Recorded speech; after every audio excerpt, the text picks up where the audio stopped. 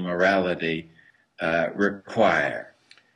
Professor Falk, you mentioned this legacy of colonialism, and certainly the United Nations has been a major instrument of a movement of decolonization and giving power and force to these ideas that it's wrong to build empires, for some people to govern other peoples through the instruments of empire. You know, go back to the Atlantic Charter, 1941, and the founding of the United Nations in that instrument.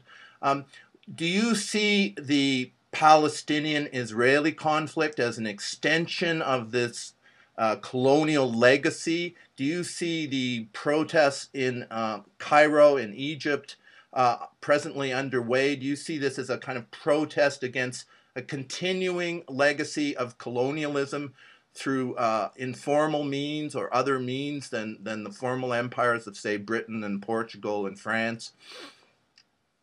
I think that's an important question. I would draw a rather sharp distinction between the situation in Israel-Palestine as distinct from the Egypt-Tunisia developments. I think that there's no doubt in my mind that the whole torment that has characterized the history of Palestine ever since the end of World War II is a remnant of colonialism. The whole idea of the Jewish homeland goes back to a promise made in London by Lord Balfour toward the end of World War I, a secret promise that wasn't publicized at the time, to establish a Jewish homeland in a Palestinian Arab area where their population was dominant. And this promise was made without any consultation with the people who lived there. In other words, directly contradicting the ethics and politics of self-determination, which has been a dominant force in the anti-colonial movement and generally in the morality of political life in the last century or so. And then even after World War II, the idea that the partition of the British Mandate of Palestine could be decided by diplomats sitting in New York at the UN without ever consulting the people that were living in the territory was, again, even though it was done under the banner of the UN, was essentially a colonial effort to solve problems that were presented by World War II, the Holocaust and the aftermath of the Holocaust, but not to deal with the people that were directly affected by those decisions. So in my view, and this has been extended by the way in which Israel has tried to expand its territory ever since it was established in 1948, most recently through the settlement processes, earlier through warfare. This whole set of tragic issues is, in my view, best understood as a remnant of the struggle against colonialism. And until it's resolved, this struggle will, in my view, continue and have devastating consequences for the Palestinian people and also in different ways for the state of Israel. But the Egyptian issues, I would connect more with the geopolitics of American foreign policy, trying to subsidize and uphold regimes that are not following democratic principles, that are being willing collaborators in a neoliberal world economy. I think one's dealing here with a kind of post-colonial neoliberalism that seeks to engage small groups of elites in countries that will be receptive to foreign investment, to engaging in the world economy in a favorable way from the Western perspective. And I think what happens in those situations, and is very much epitomized by the Egyptian reality, is that a tiny elite in Egypt benefited enormously from this neoliberal connection, but at the cost of having the mass of Egyptians live extremely deprived and very unhappy lives with no opportunity, no security, and that in order to maintain stability under those conditions, it's almost a necessity that the governing process become very oppressive and violates most fundamental human rights. And what we're witnessing now is a spontaneous revolutionary repudiation of that structure of repression that came out of this post-colonial neoliberal kind of collaboration with Western economic and political forces. So the kind of empire building we're seeing these days is very closely connected to an economic model, that the center of power is essentially the ownership of capital, and then capital's owners seek agents who will cooperate with a certain economic vision. It's no longer like the colonial office in Great Britain. It's much more nuanced. Is that fair to say?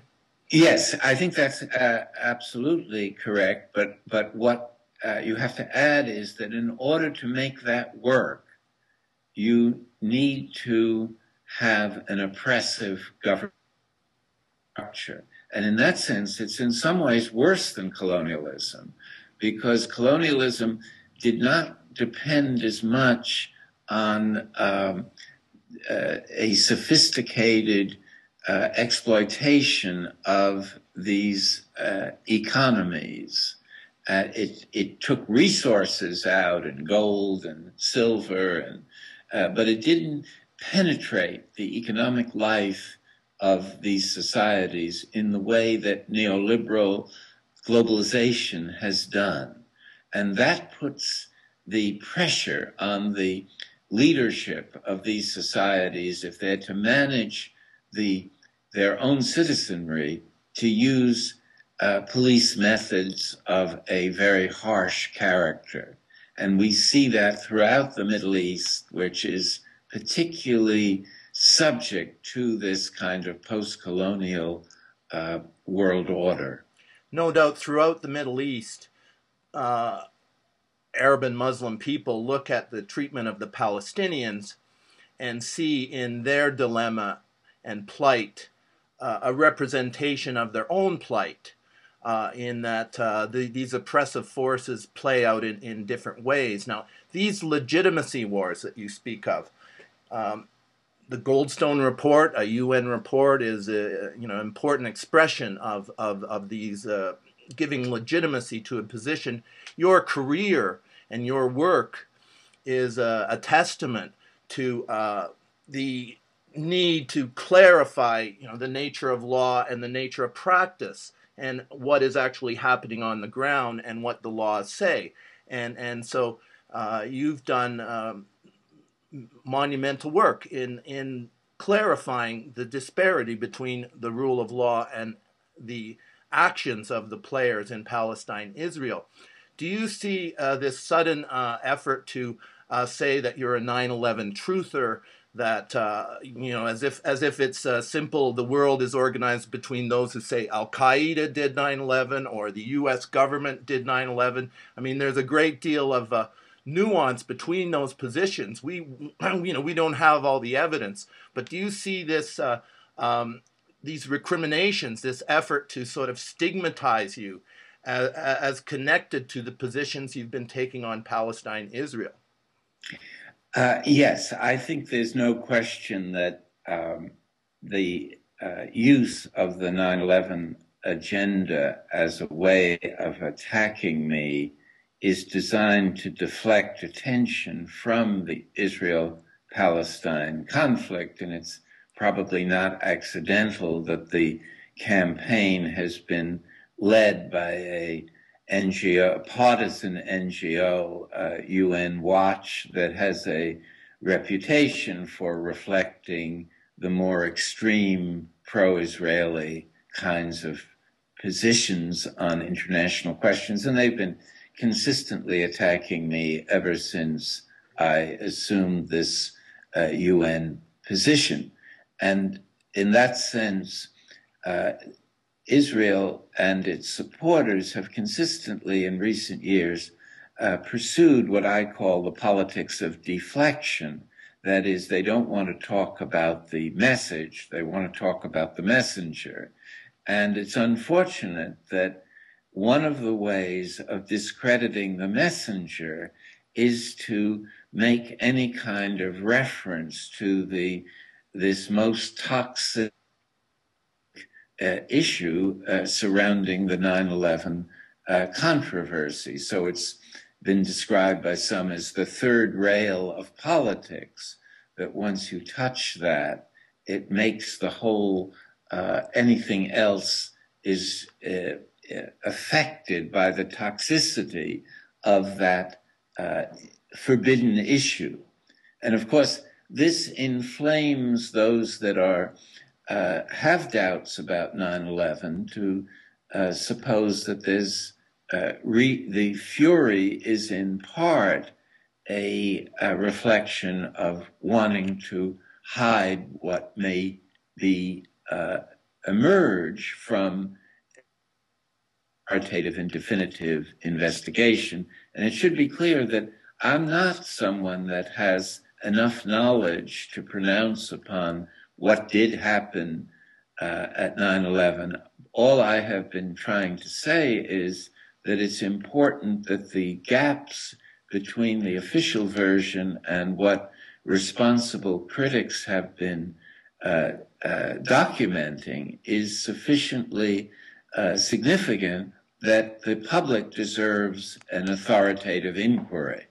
Yes, and one of those very responsible investigators is Professor David Ray Griffin. And his work is very scholarly. It depends on empirical evidence.